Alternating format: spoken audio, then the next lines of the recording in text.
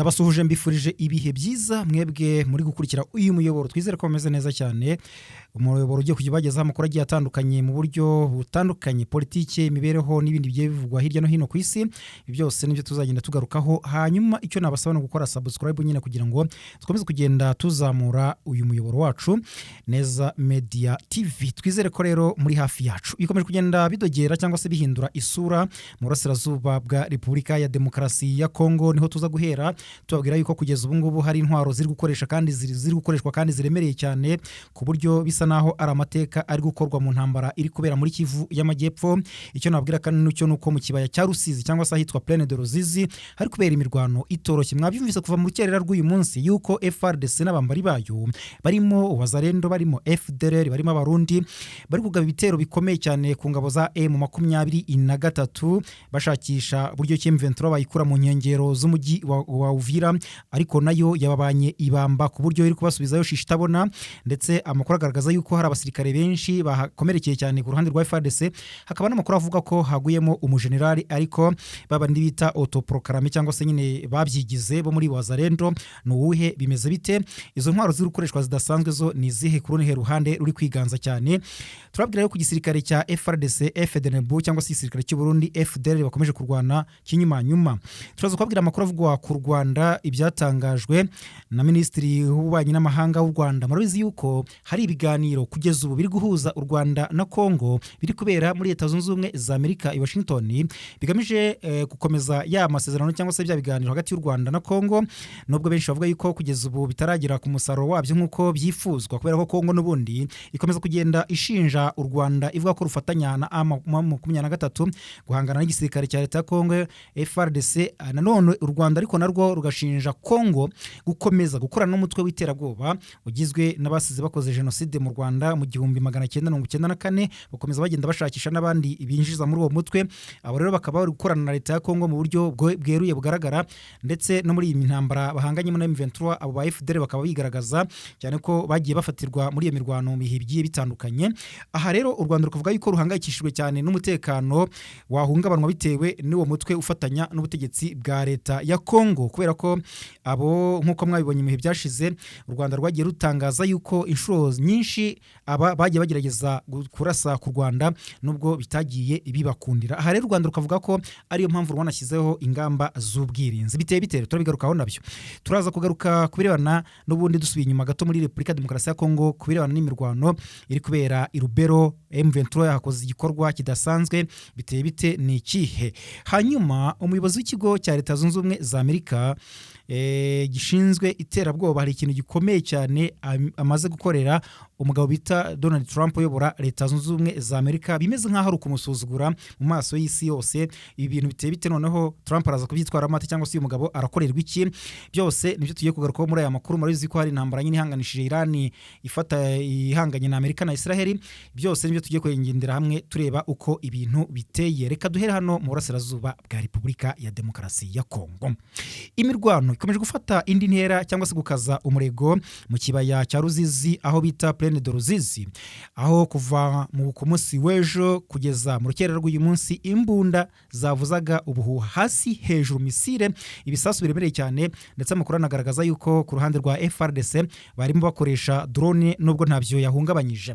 Aha rero abarwanyi barenga 10 bose bakaba bajyanwe mu bitaro bya Uvira, bitaro bikuru bya Uvira, baturutse ahitwa za Sange, baturutse mu bice bigiye bitandukanye biri kuberamo imirwano. Aho rero hari ahitwa za Muramvya, hose kugenda humvikana amasasu. Za Mitamba ni imisozi icungame cyangwa se iri hejuru ya Uvira, hose kugenda humvikana amasasu akomeye cyane. Aha ngo M23 yashushubikanyije ingabo za Leta n'abasirikare barimo abarundi, barimo Wazalendo, barimo aba FDLR na FARDC, birumvikana bose hamwe ngo bagabaga ibitero. Noneho rero ikintu bari gukora, bari kugenda mu gihiriri birukanka bajya gutera M23. Ni nacyo kiri kugenda kibagora, kubera ko M23 iri kubarasaho hagapfa benshi bitewe nuko bari kuba bayishoyeho ari ikivunge cyangwa se icyo twakwita igihiriri muri rusange. Rero kugeza ubu iyo mirwano n'ubu ngubu mbabwira iyi nkuru irakomeje.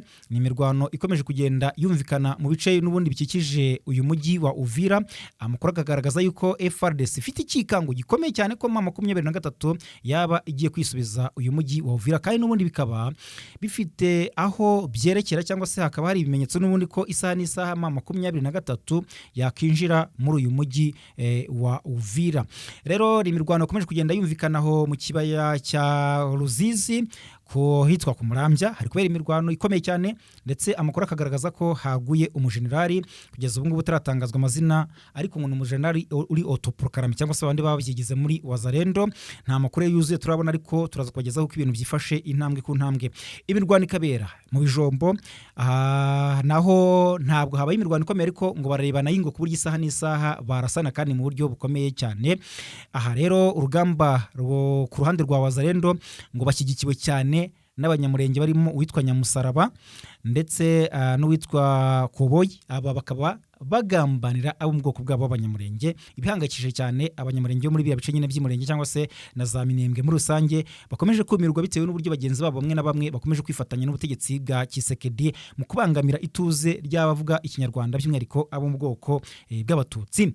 Rero aho hose kugenda humvikana imirwano, gukomeza mu Gatanga naho hari imirwano ikomeye cyane, aho ngaho mbibutse yuko hose ari Uvira cyangwa se no mu nkengero zaho, aho rero Wazalendo bari kugenda mu giri barwana bashaka gusunika M23, ariko kugeza ubu ntago byaboroheye na gatoya. Rero kugeza ubu 2023 iragenzura Kirungwa, kumanuka ahitwa ku Gataka Zingati. M23 iri mu gasantere ka Gasovu, naho aho ni muri Masisi, naho iri kuhagenzura. Byose rero bikaba bishingiye ku kuba FARDC n'abayifasha bari kugenda bagaba ibitero byinshi cyane kuri 2023. Ibi rero byatumye abasirikare mu Burundi kugeza kuri uyu munsi ku tariki 17 z'ukwezi kwa gatatu 2026 hari igikorwa cyo kwinjiza abasuzofisiye mu ngabo z'u Burundi cyatangijwe. Ibi abisesengurira hafi bakavuga yuko ngo byafitanye isano n'ibiri kubera mu burasirazuba bwa Repubulika ya Demokarasi ya Kongo, aho Perezida Neva cyangwa se Ndayishimiye Evariste yaba afite gahunda yo gukomeza kongera aba basirikare kugira ngo bakomeze kongera imbaraga hara mu burasirazuba bwa Kongo, bafasha ubutegetsi bwa Kisekedi kwikiza 2023. nayo ubona yuko muri iyi minsi itoroshye, yabemereye nabi cyane kuva bagaba bitero mu mujyi wa Goma, ndetse M23 ikaba yarishemo 13 abandi ikabafata mpiri.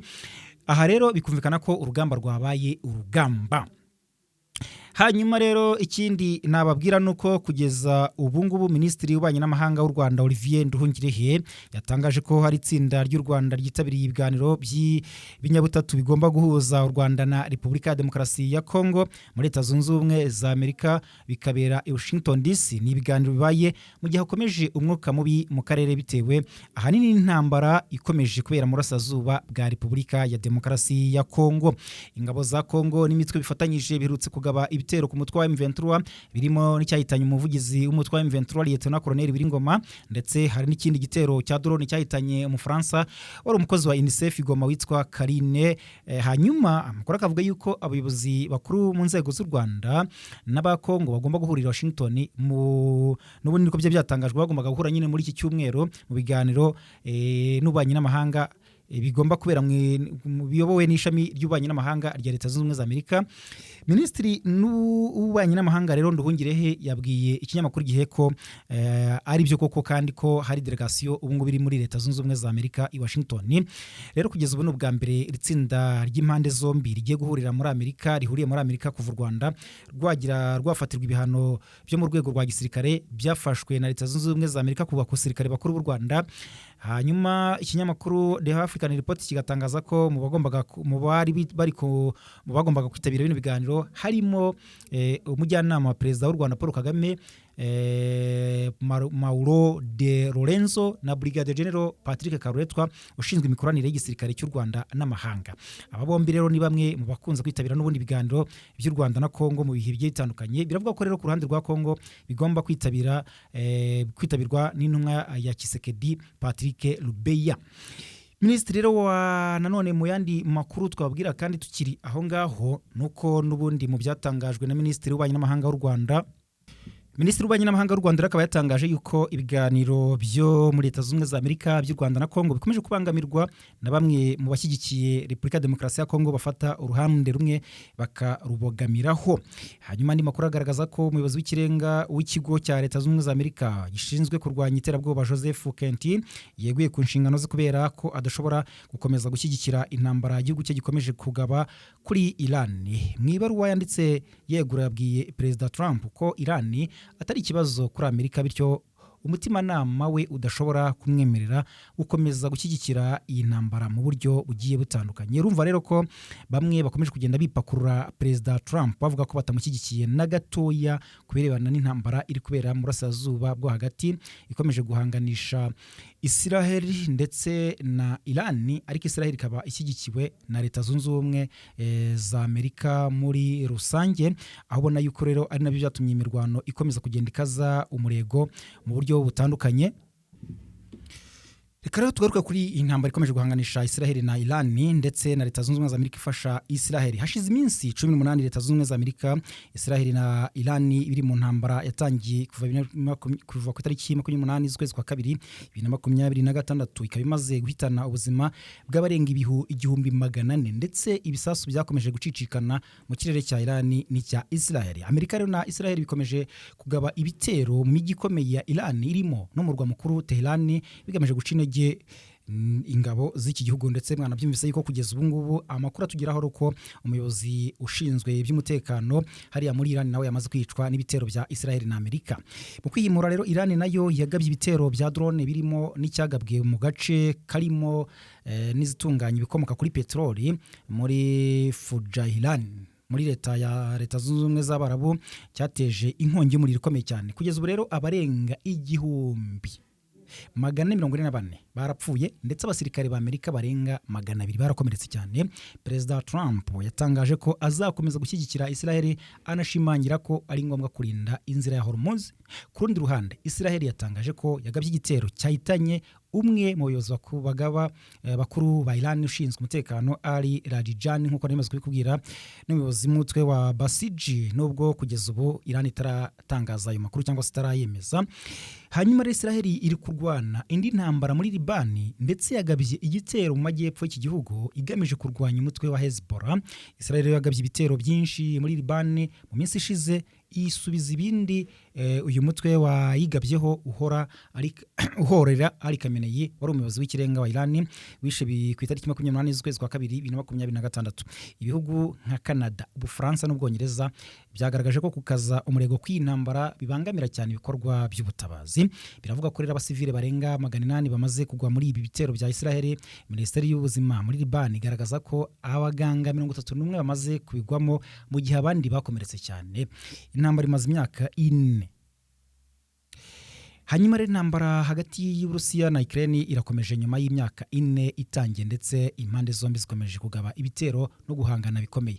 Impamvu imbihuza ni iyihe? Nuko kugeza ubu Ukraine iri kwishimira yuko Leta Zunze Ubumwe za Amerika nayo hari ubwo iri kugira gutya ikaraswa, mu gihe none Uburusiya nabwo buri ku ruhande rwa Iran, kandi birumvikana yuko nyine Ukraine ihanganye n'Uburusiya. Reka mbashimire cyane mwebwe mukurikira aya makuru, mukomeze gukora subscribe, mukandi like, mukandi share kugira ngo musangize abandi ibiganiro byacu. Imana ikomeze kubarinda.